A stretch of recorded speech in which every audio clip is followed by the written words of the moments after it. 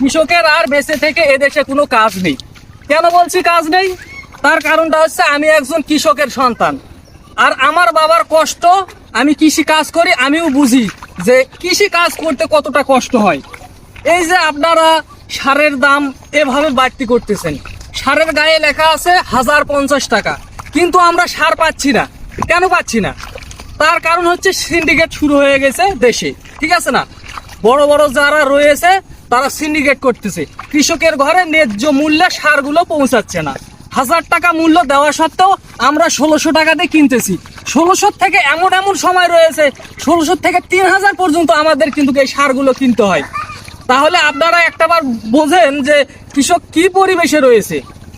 আর আপনারা বারবার বলেন যে কৃষকরা আমরা ভালোবাসি, কৃষক বাঁচলে আমরা বাঁচবো। আপনারা তো কৃষকদের বাঁচাচ্ছেন না, বরং সে বেশি করে বিপদে ঠেলে দিচ্ছেন।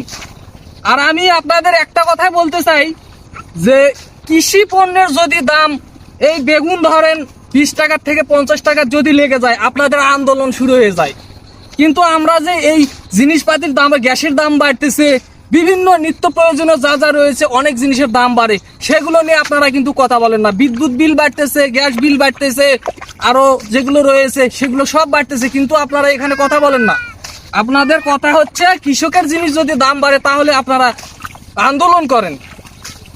আসলে আপনারা কিভাবে তাহলে কৃষককে ভালোবাসেন এটা আমি বুঝলাম না।